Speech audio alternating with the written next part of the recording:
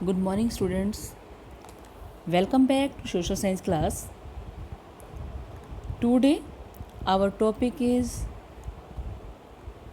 Supreme Court of India. आपने previous video में introduction of judiciary के बारे में पढ़ा बेटा।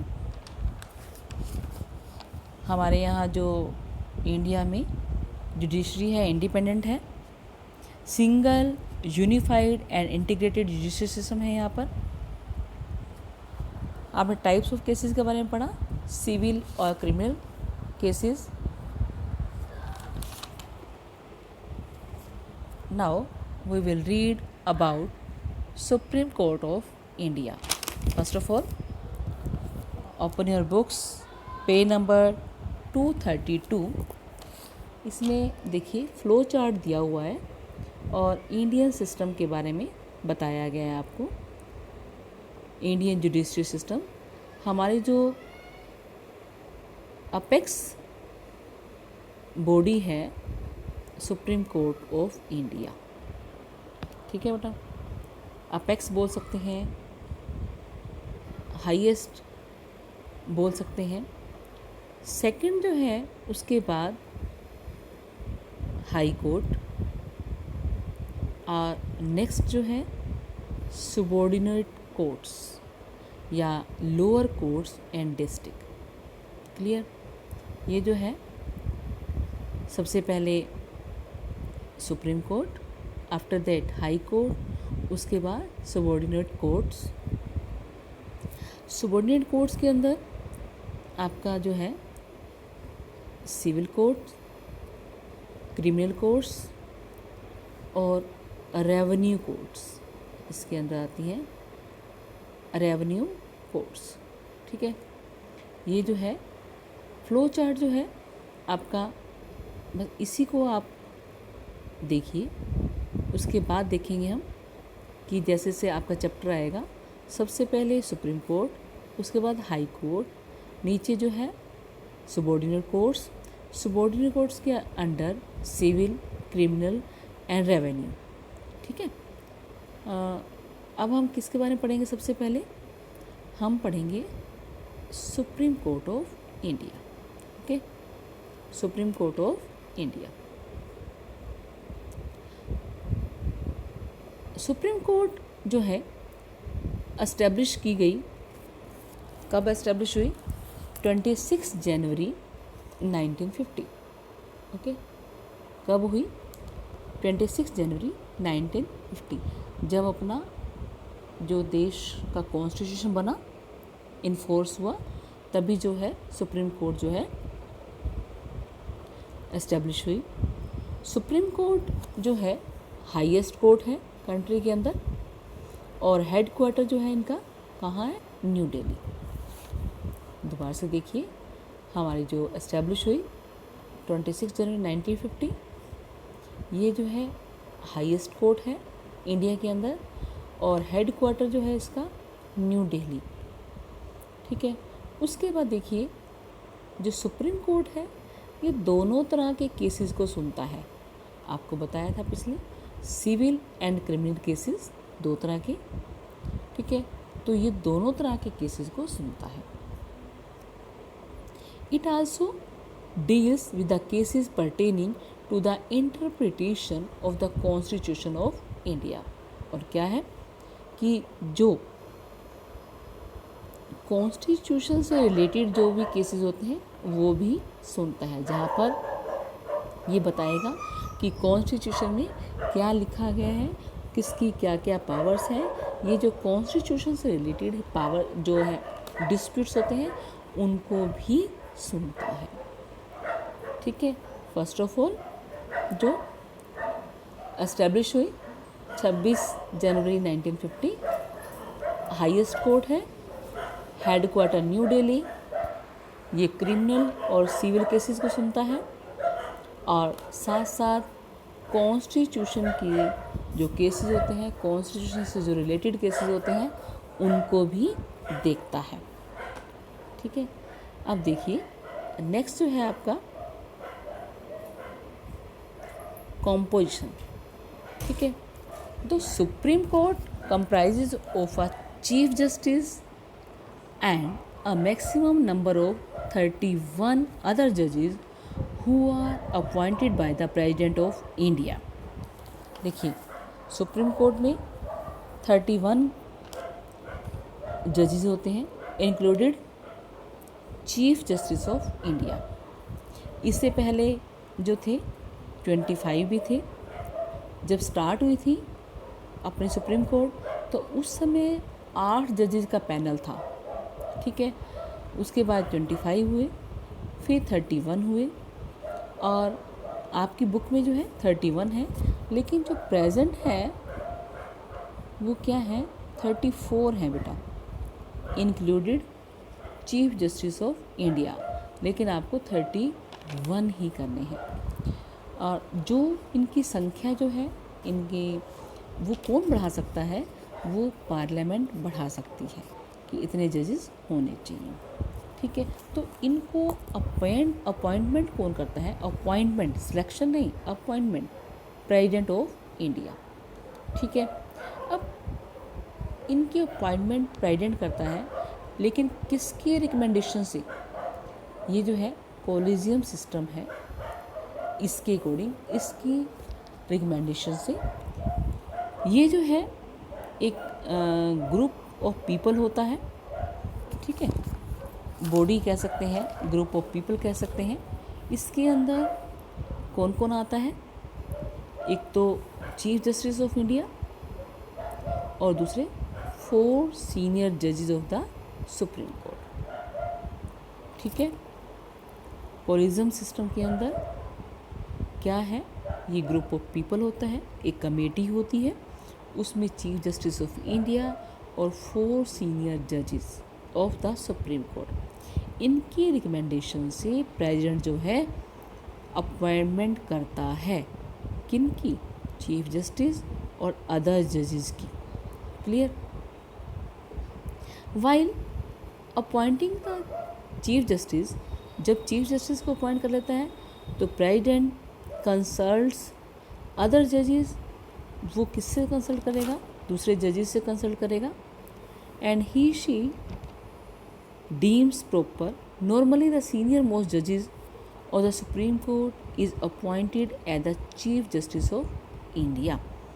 जो चीफ जस्टिस ऑफ इंडिया की अपॉइंटमेंट होती है, मोस्टली कौन होता है, जो सुप्रीम कोर्ट के सीनियर जज होते हैं, उनमें से ही चीफ जस्टिस ऑफ इंडिया बनाया जाता है।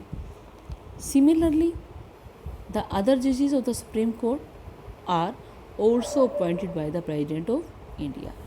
जैसे चीफ जस्टिस ऑफ इंडिया और वैसे ही अदर जजेस कौन अपॉइंटमेंट करता है, प्रेसिडेंट करता है, ठीक है। किसके रिकमेंडेशन से, कोलिजियम सिस्टम से, और इसमें एक चीफ जस्टिस होता है और एक क्या होता है, अदर सीनियर 4 जजेस होते हैं जो यानी कि रिकमेंड करते हैं। नेक्स्ट जो है आपका क्वालिफिकेशन क्या रहेगी, इनकी क्वालिफिकेशन क्या रहेगी। सबसे पहले सिटीजन ऑफ इंडिया, ठीक है। जो जजेस हैं या जो भी चीफ जस्टिस हैं वो क्या होना चाहिए, सिटीजन ऑफ इंडिया होना चाहिए। सेकंड देखिए, अ जज ऑफ द हाई कोर्ट या courts for a minimum period of 5 years। High court में जज या दूसरे कोर्ट्स में क्या होना चाहिए, 5 years के लिए जज होना चाहिए, और या इसमें नहीं है आपकी 10 years के लिए, 10 years के लिए जो पीरियड क्या होता है, 10 साल का पीरियड होना चाहिए। हाई कोर्ट में एडवोकेट हो, क्या हो, एडवोकेट हो, यानी कि या तो 5 साल के लिए हाई कोर्ट में जज हो, ठीक है, या फिर एडवोकेट हो हाई कोर्ट के अंदर, ठीक है। ये जो है दोनों में से एक होनी चाहिए। और थर्ड जो है, प्रेसिडेंट की ओपिनियन में वो अच्छा जूरिस्ट होना चाहिए, एक बहुत जाना माना जिसको यानी कि बहुत अच्छी नॉलेज हो, प्रेसिडेंट जो जिसको सही मानता हो, अच्छा जूरिस्ट है वो होना चाहिए। First of all citizen of India.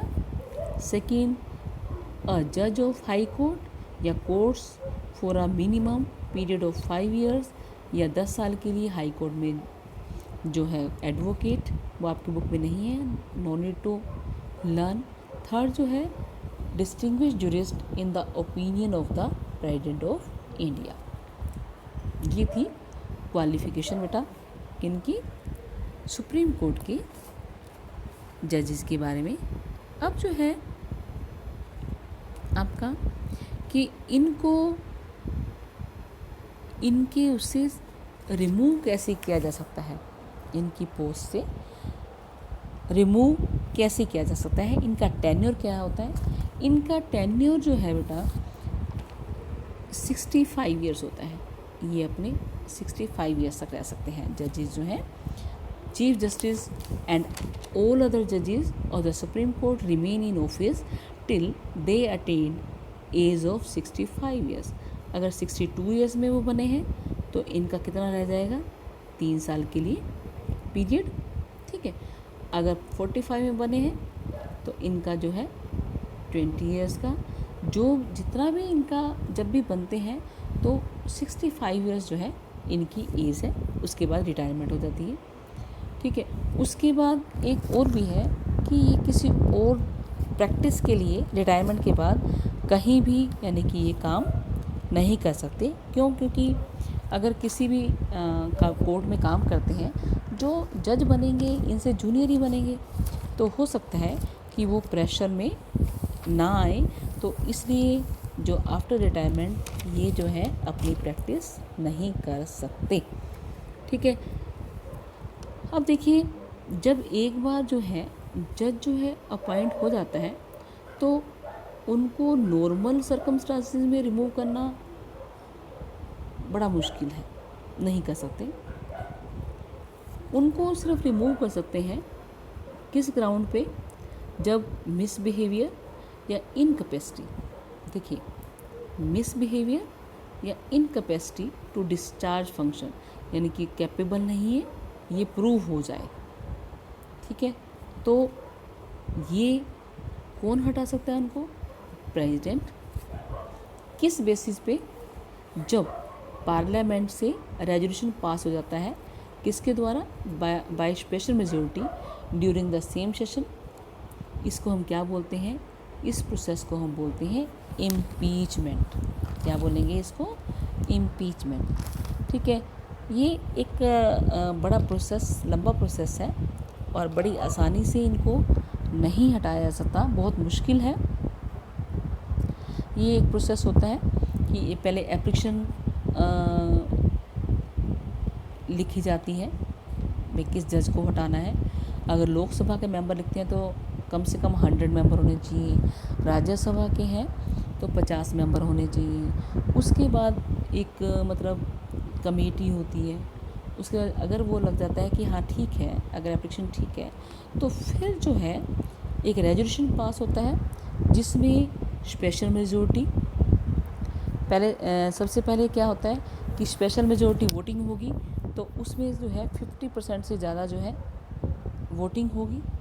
उसके बाद 2/3 मेजोरिटी प्रेजेंट दोनों हाउसेज में, लोकसभा में भी और राज्यसभा में जितने प्रेजेंट हैं उनका 2/3 मेंबर्स जो हैं वो जब पास कर देते हैं, पहले सिंपल 50% जब क्लियर हो जाता है, उसके बाद दोनों प्रेजेंट जो सेशन है, राज्यसभा अलग लोकसभा अलग, 2/3 मेंबर माना 100 प्रेजेंट हैं तो उसके 2/3 मेंबर आप देखिए 3 3 9 यानी कि 34 मेंबर जितने प्रेजेंट हैं उसका 2/3 मेंबर से पास कर देते हैं तो उनको हटाया जा सकता है, ठीक है। इस प्रोसेस को हम क्या बोलते हैं, इम्पीचमेंट। देखिए आपका डू यू नो में भी लिखा गया है, special majority means an absolute majority यानी कि 50% of the total membership and 2/3 majority of the members present and voting in each house. Next जो है आपका सैलरी क्या होती है, the government has set the salary for the Chief Justice of India, कितने rupees हैं, near about 2.8 lakhs per month, whereas for the other judges at rupees 2.5 lakhs per month.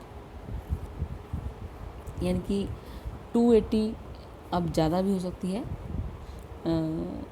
जो आपकी बुक में है वो 2.8 लाख किसकी, चीफ जस्टिस ऑफ इंडिया, और 2.5 लाख जो है आपकी अदर जजेस की। इसके अलावा अलाउंसेस भी होता है और बहुत सारी फैसिलिटीज़ होती हैं, जैसे रेजिडेंस है, car, travel allowances, leave and pension और रिटायरमेंट। तो बहुत सारी जो है इनको फैसिलिटीज़ भी दी जाती हैं, ताकि यानी कि ये विदाउट प्रेशर, यानी कि जब इनको पास पूरा मतलब पावर्स भी होगी, इंडिपेंडेंट भी होगी, सैलरी भी अच्छी होती है, फैसिलिटीज़ भी पूरी होती हैं। तो ये जो था आपकी जो वीडियो थी बेटा, क्या सुप्रीम कोर्ट कब एस्टेब्लिश हुई, हेडक्वार्टर कहाँ पे है, ठीक है, कौन कौन से केस सुनती है, क्या कंपोजिशन है इनकी, कितने मेंबर्स, कितने जजेस हैं, कैसे अपॉइंट होते हैं, कौन अपॉइंट करता है, प्रेसिडेंट, क्या क्वालिफ़िकेशन है इनकी, उसके बाद क्या टेन्योर है 65 इयर्स, और कैसे इनको हटाया जा सकता है through the process of impeachment, बता दिया आपको मैंने, और क्या इनकी सैलरी है, ठीक है। तो इसके बाद ये आपने थोरली इस चैप्टर को जहाँ तक मैंने करवाया रीड करना है, और नेक्स्ट वीडियो में जो आपका चैप्टर है वो सुप्रीम कोर्ट का ही रहेगा। उसमें क्या रहेगा आपका, powers and functions of the supreme court, ठीक है। क्या होगा आगे आपका, powers and functions of the supreme court, okay. तो इसको रीड करो बेटे आप पूरा चैप्टर को, इंट्रोडक्शन भी पढ़ो और इसको भी रीड करो, ठीक है, ओके बेटा। Thanks, have a nice day.